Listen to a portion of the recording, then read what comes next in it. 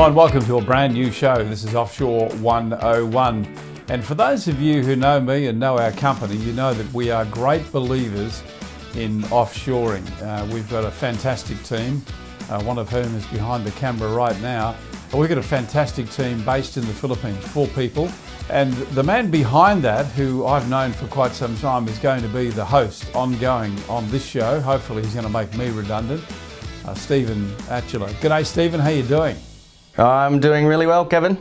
Good man, nice to see you there, nice backdrop too. But anyway mate, welcome to the show. And let's talk a little bit about you and also talk a little bit about the show. And hopefully we can dig into a little bit of information about outsourcing. But firstly, tell me a little bit about Stephen Atcheler. So, Stephen Atcheler is currently living over in the Philippines, been here about 3 years, but if we backtrack all the way to how I actually got here. So real estate is what got me into the Philippines, and obviously the offshoring with real estate.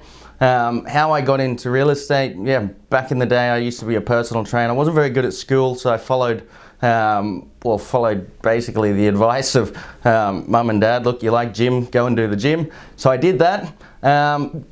Wasn't particularly good at people's emotions and worrying about their weight loss, but geez, I was good at getting clients, and that was noticed by my first boss, Greg Jackson, who hired me to be a salesperson. So from, just about to turn 19, got my first job in real estate, and he employed me to be a salesperson. Mate, what was, just talking about that, and I think it's fantastic that you've got that real estate experience, because you know, with the thing I've found with outsourcing is that when you're dealing with someone who understands real estate, it makes it so much easier. We'll talk about more about that later in this series. But can you tell me about your first sale? Because there's always an interesting story, there is with me, about the first sale. What was yours like? Well, funny you say that. I didn't actually find my first sale funny until I was asked to speak at UPS over here in the Philippines and just talking about real estate and my first sale, and the whole audience was wetting themselves laughing. So apparently it is funny. I don't know if you'll find it as funny as I do. So going back to real estate, back 2006, January I first started, and I had no listings. So my boss said, look, you can call the buyer's log. So it was pretty old school. We had a log of buyers, which was very normal back then. So I'd just ring through calling everyone, and I booked this appointment to show 26 Skinner Street with this guy named Chris. I'll get into that later. My boss at the time, manager, said, don't even waste your time with that guy. He's seen everything. He will never buy anything. So anyway, I book him in, I get to the property, and he gets out of the car, and he's got one of the sticks. He's actually blind. His brothers brought him there and he couldn't see. My first thought was, hey, he hasn't seen everything. That's what made the audience laugh. But look, literally this guy hadn't seen a property. He's blind. His brother lived around the corner. He wanted this house. So I showed him around the property. And that's how I learned to ask them also, how do you feel about the home? Because he couldn't see it. He was touching all the walls, touching the kitchen. And the scary thing was, he said, I understand all these old roofs on these 1920s homes, that the tin or the iron could be rusted. Do you mind if I get on the roof? So I'm thinking, wow. Blind man, ladder, roof, if he falls off, whose problem is that? Getting a little bit nervous, but yep, took him up on the roof. He felt every single bolt and stud and whatnot to make sure it wasn't rusted. Slowly found his way down, said he would take it. I was like, okay. He came into the office, he paid asking price, and my boss literally looked at me like I was God. And I was like, see, he hadn't seen everything.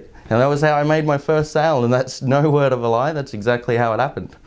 Yeah, and the reason I was delighted for you to tell that story is because there is an interesting story behind every sale. But I think the bottom line there is that new people to anything don't know what they don't know. I remember my first sale, and it'll only be 30 seconds, but it was actually a property that had been on the market for quite some time, a couple of years. And when it was sold, I didn't know it had been on the market that long. And the reaction from the team was, how the hell did you sell that? It's been on the market for so long. And I think it's fantastic, isn't it? That enthusiasm that a new agent can bring. And I think that's why consumers should never be afraid of using a new agent. They may not be up on all the skills of the seasoned agents, but they bring a level of enthusiasm and they don't know what they don't know. And I think that's a great lesson. Anyway, enough of that. Mate, let's move on. I want to talk about this show. Why have we created this show? And just to lead into that, could I just say that I've had many experiences with offshore staff. Some have been very good, some have been very, very poor, but I can tell you all the poor ones I've had are really my fault because I wasn't prepared. And that's the one thing that I think we need to achieve with this show, Stephen, is that we need to make people prepared for offshoring. If you're going to employ people in the Philippines or wherever, you've got to make sure that you have the responsibility for properly training them. And I think that's probably an appropriate introduction, Stephen. 100%. It's going to be an educational show, but the things I picked up because I started offshoring in my real estate business, I learned to be extremely systemized, and I had to go and learn these things to actually start offshoring. And that's probably one of the things as real estate business owners, like a lot of us are school dropouts, or we didn't go to university. We're just people that get in there, we love sales, or we love property management, and then as a result of that, the logical business to start is a real estate business. But we don't have any actual business systems training and know how to scale and onboard staff. So like some of these things, even hiring locally can be very new to us.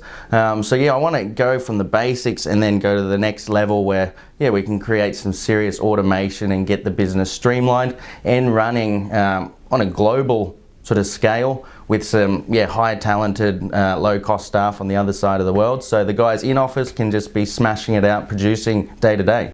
Well, I just want to make another point about that too, and this is another lesson I learned because someone said to me when I first started outsourcing, have you got your systems in place? Yeah, of course I have, no problems. But, you know, systems documented can only tell you so much because in the day-to-day environment, in an office environment, when you've got people around you, you can very quickly be answering questions for them and think that you've got your systems nailed down. But what you're going to experience in the weeks and months to come in this show is just how detailed those descriptions and those job tasks can be laid out, because that's one thing that I've learnt from Stephen that he is particularly good at, and we're going to enjoy bringing you that, giving you a lot of information. So be prepared, because for every show, at the end of every show, we're going to give you a detailed download and a lot of very powerful information. Anything you want to add to that, Stephen? Yeah, and some of the things I get the question all the time is what can they do? And this show is going to be about not what can they do, it's what can you get them to do. Like I have some really sophisticated stuff going on that it's hard for anyone in any country to do this, but I went and took the time to learn it myself so I could train it to someone else and get rid of that task. So it's not just about low value tasks. I want to show everyone how you can turn an offshore staff member into an extremely valuable part of the team, but not have that same price tag. Okay, well, on that point, our first show, which is going to be coming up in a week's time, we're going to start taking you into those systems. But before we do, I think it's important to, and you might just give us a bit of a quick preview here, Stephen, but I think it's important to understand what can actually be outsourced, anything, but what would you like to outsource? And I think there's two distinct areas there, Stephen. Yeah, totally. And there's, at this first stage, when you're new to it, we're going to talk about hitting some of the low-hanging fruit while you're still learning how to present these tasks and how to identify which tasks to get rid of quickly and buy a little bit of time back so you can get your head above water and start planning the rest of them. So yeah, just how to get started and how to implement as quickly as possible and the best way to move that over here. Okay, anything else you wanted to add before we close this show off? No, I think that's perfect. I'm looking forward to our show. Me too.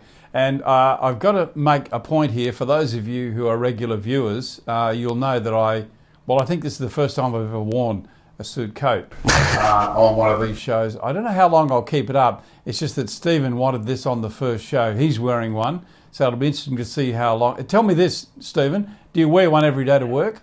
100% not. But on this video, for the viewers behind, if I didn't say that, you'd think that every day. But no, it's 35 degrees over here most days and very muggy. It's either, there's two seasons, extremely hot or extremely wet. And both of those don't suit wearing a coat. Well, we'll just see how long it takes into the series for us to see the real Stephen Atcheler and what he does wear to work. And I've seen it. And it's probably not something we'd want to show you in one of these shows. But anyway, he scrubs up pretty well. So we keep the aircon off so that there's no noise. So the longer the show goes on, the clothes come off. Get excited. Okay, well, we'll try and make them all around about this length. Hey, mate, great talking to you. Look forward to catching up next week. Make sure you join us too. I'm Kevin Turner and Stephen Atcheler for Offshore 101, teaching you how to do exactly that. We'll look forward to catching up with you again next week. Stephen, see you then. Cheers, see you then.